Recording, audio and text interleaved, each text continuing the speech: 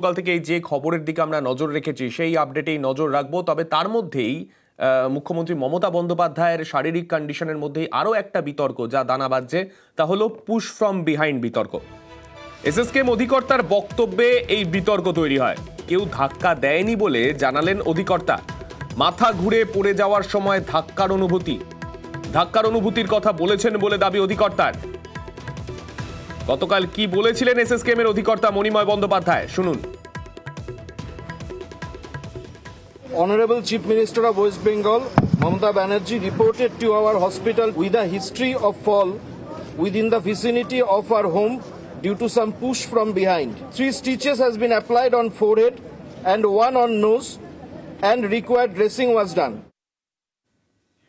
আমাদের সঙ্গে রয়েছেন আমাদের প্রতিনিধি মৈত্রেয়ীর কাছে যাব। মৈত্রেয়ী, এই ব্যাখ্যাটা কেন দিতে হলো? গতকাল এসএসকেএম অধিকর্তার বক্তব্যের ঠিক কোন জায়গায় বিভ্রান্তি ছড়িয়েছিল? দেখো, একেবারেই যখন মুখ্যমন্ত্রীর শারীরিক অবস্থা নিয়ে বক্তব্য রাখছিলেন বা মেডিকেল বুলেটিন প্রকাশ করছিলেন মণিময় বন্দ্যোপাধ্যায়, যিনি পিজির অধিকর্তা, সেই সময় তিনি একটি লাইন ব্যবহার করেন যেখানে বলা হয় যে পুশ ফ্রম বিহাইন্ড, এবং এই পুশ ফ্রম বিহাইন্ড বক্তব্যের জেরে কিন্তু বিতর্ক তৈরি হয় এবং বিতর্ক দানা বাঁধে। যে সেখানে প্রশ্ন উঠতে থাকে যে কোথা থেকে কে মুখ্যমন্ত্রী মমতা বন্দ্যোপাধ্যায়কে তার বাড়িতে পেছন থেকে ধাক্কা মারলেন। ফলে সেই জায়গায় দাঁড়িয়ে কিন্তু বারবার প্রশ্ন উঠছিল, এবং তারপরেই মণিময় বন্দ্যোপাধ্যায় তিনি একটি ক্লারিফিকেশন দেন এবং তিনি বলেন যে তাকে কেউ ফিজিক্যালি পুশ করেননি, কিন্তু তিনি অনুভব করেছিলেন যে একটা ধাক্কা মতো তিনি অনুভব করেন, এবং তার জেরে তিনি হোঁচট খান এবং পড়ে গিয়ে আঘাতপ্রাপ্ত হন। ফলে এই যে she was been push from behind, এই বক্তব্যটাই কিন্তু বিতর্কে দানা বেঁধে দিয়েছিল। কিন্তু পরে কাল গভীর রাতে মণিময় বন্দ্যোপাধ্যায় এই বক্তব্যের ক্লারিফিকেশন দিয়েছেন এবং সেখানে তিনি জানিয়েছেন যে কেউ শারীরিকভাবে তাকে ধাক্কা দেয়নি, তিনি অনুভব করেছিলেন একটা ধাক্কার মতো অনুভূতি তার মনে এসেছিল। অর্থাৎ এই যে পুশ ফ্রম বিহাইন্ড যে বক্তব্যটা উঠে এসেছিল, সেটা কি একটা তাহলে তার অর্থ যে সেন্সেশনের কথাটাই বলতে চেয়েছিলেন মণিময় বন্দ্যোপাধ্যায়? একেবারে দেখো, তিনি যেটা বলতে চাইছিলেন যে একটি পেছন থেকে কোনো একটি সেন্সেশন অনুভব করেছিলেন, এবং সেক্ষেত্রে দাঁড়িয়ে তার যেটা ব্যাখ্যা ছিল যে অনেক সময় হয় যে যখন মাথা ঘুরে যায় তখন চাল খাওয়ার সময় অনেকেই অনুভব করতে পারেন যে পেছন থেকে কেউ একটা হয়তো ধাক্কা মেরে দিল, কিন্তু সেটার মানে এটা নয় যে কেউ তাকে শারীরিকভাবে ধাক্কা দিয়েছে। এটাই বলতে চেয়েছেন মণিময় বন্দ্যোপাধ্যায়, এবং সেই ক্লারিফিকেশনটাই কিন্তু তিনি দিয়েছেন। বেশ,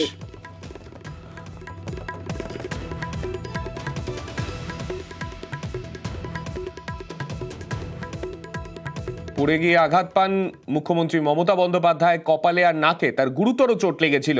তড়িঘড়ি গতকাল তাকে নিয়ে যাওয়া হয় এসএসকেএম হাসপাতালে, এবং তারপর কপালে 4টি স্টিচ পড়ে মুখ্যমন্ত্রীর।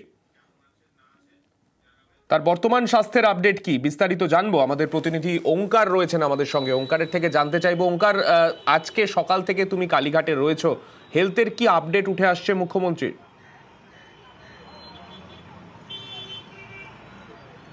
দেখো, মুখ্যমন্ত্রী মমতা বন্দ্যোপাধ্যায় তার শারীরিক অবস্থা আপাততভাবে স্থিতিশীল রয়েছে, এমনটাই কিন্তু সূত্র মারফত আমরা জানতে পারছি।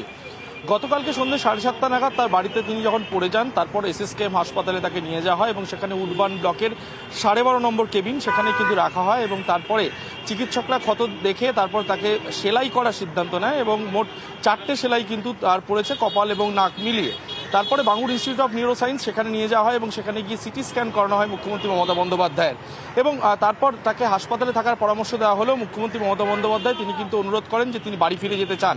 সেই মতোই তাকে কিন্তু কালকে রাত্রেবেলাতেই বাড়িতে নিয়ে আসা হয়েছে, এবং আজকে সকালবেলায় কিছুক্ষণ পরে এসএসকেএম হাসপাতাল থেকে একটি মেডিকেল টিম, সেই মেডিকেল টিম কিন্তু মুখ্যমন্ত্রী মমতা বন্দ্যোপাধ্যায়ের বাসভবনে আসবেন এবং এসে তার পরীক্ষা নিরীক্ষা করবেন।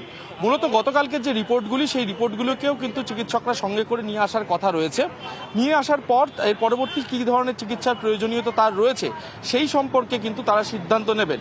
যদি প্রয়োজন অনুভব করেন চিকিৎসকেরা, সেক্ষেত্রে কিন্তু তাকে এসএসকেএম হাসপাতালে পুনরায় নিয়ে যাওয়ার জন্য পরামর্শ দেওয়া হতে পারে, এমনটাও কিন্তু এসএসকেএম হাসপাতাল সূত্র মারফত আমরা জানতে পারছি। তবে সামগ্রিকভাবে মুখ্যমন্ত্রী মমতা বন্দ্যোপাধ্যায় তার শারীরিক অবস্থা আপাততভাবে স্থিতিশীল রয়েছে, এমনটাই সূত্রের খবর। বেশ, সান্নিক, ধন্যবাদ ওঙ্কার।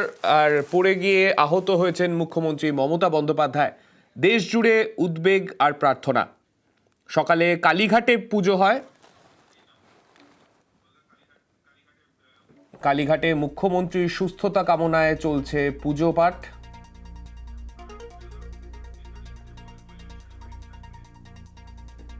রাজ্যের বিভিন্ন প্রান্তে যেরকম আমরা ছবি দেখতে পেয়েছি সকাল থেকেই যারা তৃণমূলের কর্মী সমর্থকরা যারা রয়েছেন, যারা মুখ্যমন্ত্রী মমতা বন্দ্যোপাধ্যায়ের অনুরাগীরা রয়েছেন, তার সুস্থতা কামনায় তারা পুজো পাঠ করছেন। তেমনি কালীঘাটেও সেই ছবি, কালীঘাট মন্দিরেও পুজো দেওয়া হয়েছিল মুখ্যমন্ত্রী মমতা বন্দ্যোপাধ্যায়ের সুস্থতা কামনায়। তোমার পাশে আছে, তোমার সাথে আছে। আমাদের মা মাটি মানুষের মার যে আঘাত লেগেছে তার জন্য সকালেই আজকে আমরা কালীঘাটে মায়ের কাছে পুজো দিয়ে মা মাটি মানুষের মা তাড়াতাড়ি দ্রুত আরোগ্য কামনার জন্য আমরা এখানে এসেছি। শুধুমাত্র কালীঘাট নয়, পাশাপাশি রাজ্যের বিভিন্ন জায়গায় মুখ্যমন্ত্রীর সুস্থতা কামনায় চলছে পুজো পাঠ।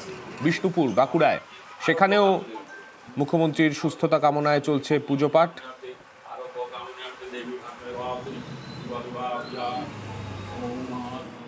বাঁকুড়ার পাশাপাশি ডায়মন্ড হারবারের ছবি দেখাচ্ছি, ডায়মন্ড হারবারেও চলছে মুখ্যমন্ত্রীর সুস্থতা কামনায় পুজো পাঠ।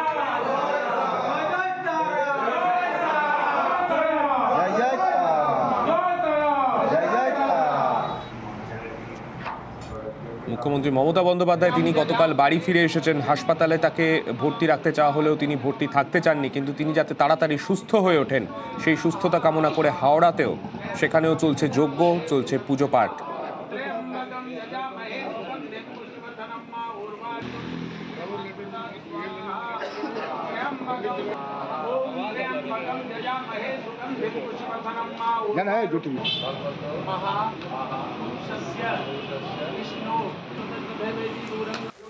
শুধুমাত্র দক্ষিণবঙ্গের জেলাগুলিতেই নয়, উত্তরবঙ্গেরও বিভিন্ন জেলাতে চলছে পুজো পাঠ, চলছে যজ্ঞ।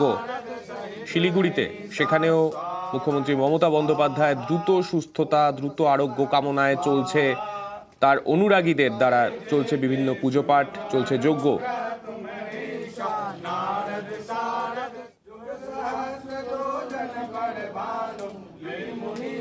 সামনে নির্বাচন, আর নির্বাচনের প্রচার কর্মসূচির মাঝখানেই প্রচার কর্মসূচি বাতিল করে দেব তিনি ঘাটালের একটি মন্দিরে গিয়ে পুজো দেন মুখ্যমন্ত্রীর সুস্থতা কামনায়।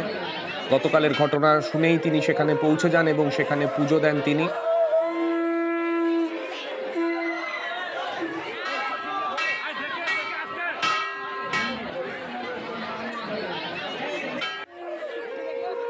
গতকাল যে সময় মুখ্যমন্ত্রী মমতা বন্দ্যোপাধ্যায় তিনি এসএসকেএম হাসপাতালে ভর্তি ছিলেন, সেখানে আমরা দেখেছিলাম তার অনুরাগী তৃণমূলের কর্মী সমর্থক তাদের ভিড় সেখানে চোখে পড়ছিল। সেখানে ইতিমধ্যেই পোস্টার পড়েছে তার সুস্থতা কামনায়।